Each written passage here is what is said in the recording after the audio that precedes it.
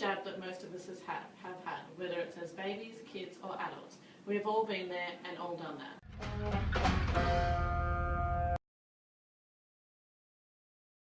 Hi, I'm Riley Chambers and welcome to Hot Topics. Today our hot topic is immunisation.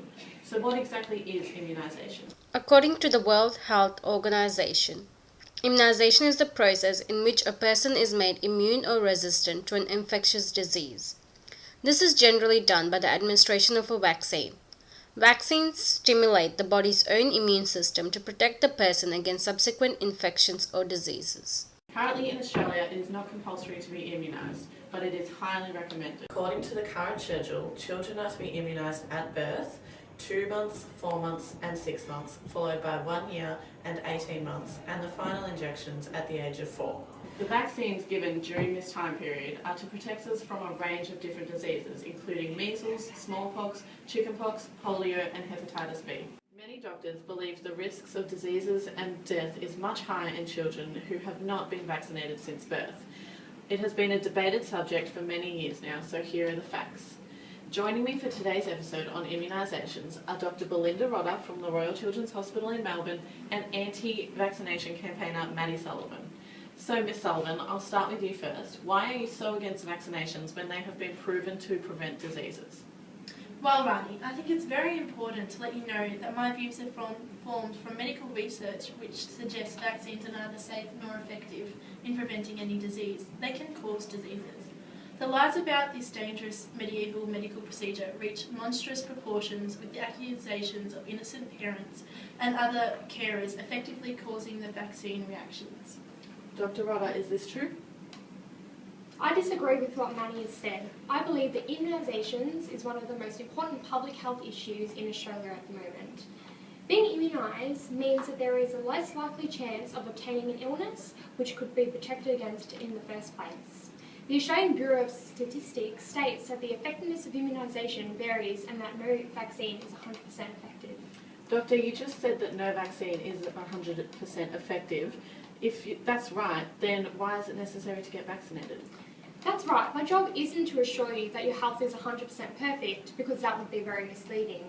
Immunisations are not only about the individual, they prove to be highly effective in reducing a breakout of an epidemic. The majority of the population must be vaccinated against an illness to ensure the health condition is not spread. Therefore, because there is an increasing negative outlook on vaccinations occurring in Australia, if parents choose not to vaccinate their child against a specific disease, an outbreak could occur. This would increase the burden of disease amongst the population and potentially increase mortality rate. So, Doctor, is there any proof to show that a particular disease has decreased in any way? Yes, of course, Rani. What we have seen in vaccines have been introduced in the last 50 years or so. We've seen that with immunisation to a particular disease, the risk of an outbreak has decreased from very high to very low levels. And a good example of this is polio. Now that people are vaccinated against it, then we don't see it in the public more often. So how do you respond to that, Maddie? If we can prevent a disease, then shouldn't immunisation be compulsory? Dr. Belinda has based her research on vaccinations over the past 50 years, but human life has been in existence for much longer than this. I think it's irrelevant to make conclusions only relating to such a short period of time. And yes, of course that makes it seem like it is the cause for the decrease in mortality and diseases, but you have to look at research from before the periods when there was no mass rates of vaccination. And what exactly has this research suggested about situations in our society before vaccinations became common? Research clearly indicates that the incidence from such diseases, and more importantly mortality from naturally infectious disease, fell to almost zero before any vaccines were used in large proportions. So are you suggesting that before vaccines were discovered there were no diseases at all? It's not about stopping the diseases, because we need to focus on our own bodies creating immunity to the disease. Naturally occurring infections, diseases such as polio, hepatitis and rubella aid the immune system by following the body to make antibodies and become more mature. Dr. Rodder, what do you say to that? Well, history shows us that the quality of life and our progress in science have dramatically improved the occurrence of diseases and deaths relating to such diseases. And I think this is something both Maddie and I can agree on.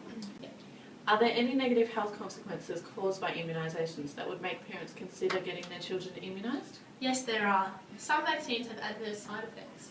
This can include redness, soreness, and swelling at the site of an injection, mild fever, and being grizzly or unsettled.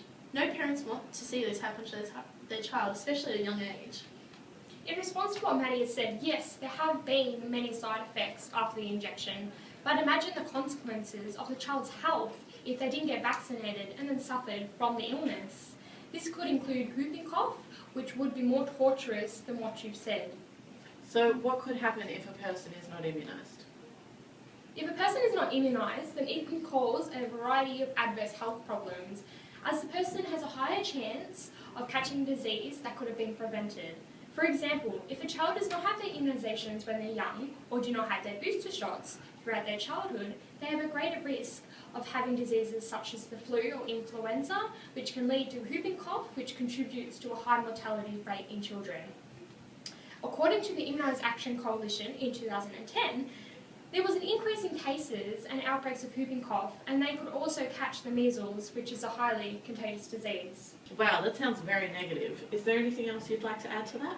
Well, as Julie Least of the National Centre for Immunisation Research and Surveillance said, vaccines being these mysterious things that go into a healthy baby to protect them against diseases we may not have ever seen. See, immunisations are risky, and I don't think our children should have to have an unknown substance injected into their tiny little bodies. Belinda, do you have anything else?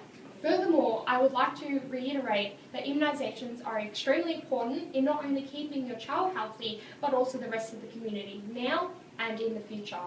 Well, I think it's fair to say that this is a very hot topic. Some very good information there for all those people watching at home. And a big thank you to Maddie Sullivan and Dr. Belinda Rodder for taking their time to come and chat with us today. Thank you. Please email us in your thoughts or tweet us, and we will follow up with the audience's views next week. Are you for or against immunisation? And that is all for tonight's episode of Hot Topics. See you next week.